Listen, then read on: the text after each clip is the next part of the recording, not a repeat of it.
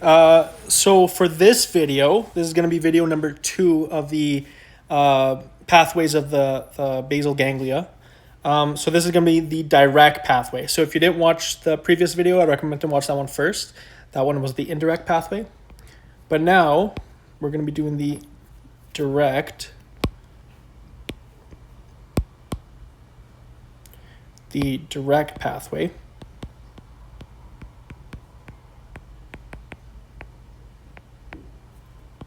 Okay. So for the direct pathway, it's obviously it's more direct. It's less structures are involved, but the idea is still the same. Okay, so you have your motor cortex. Okay, that's going to go to your striatum.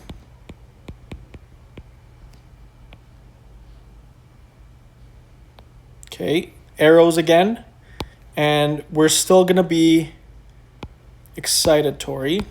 That doesn't change.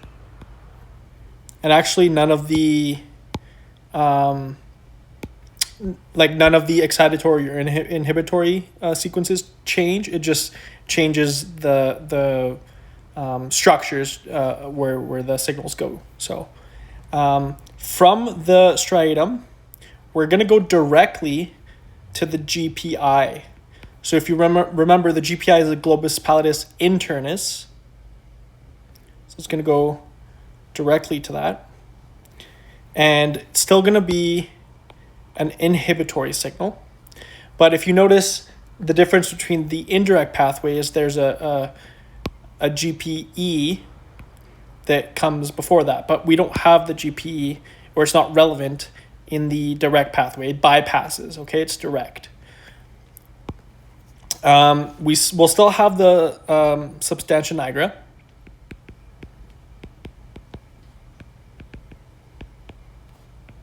Okay. And that's going to go to the striatum. So the two structures that we should remember are the GPE and the subthalamic nucleus, STN.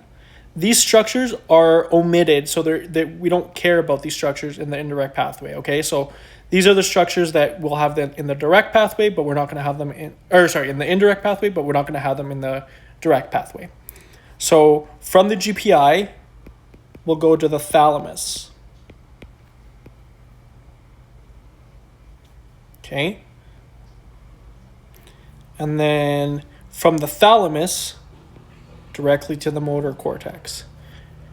Okay, so for this, and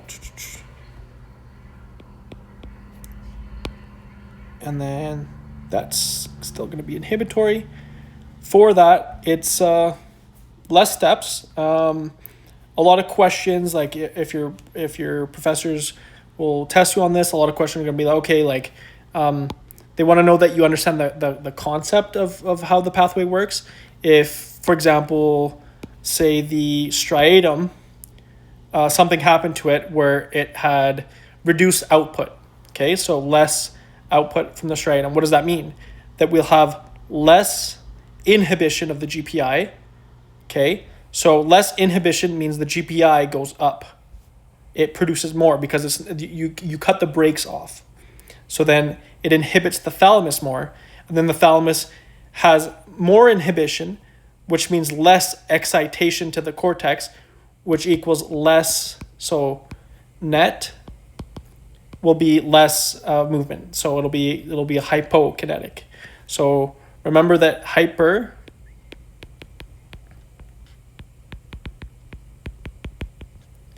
and hypo. Hyper is more movement, and hypo is less movement. Okay, and that's it for this video. Thank you.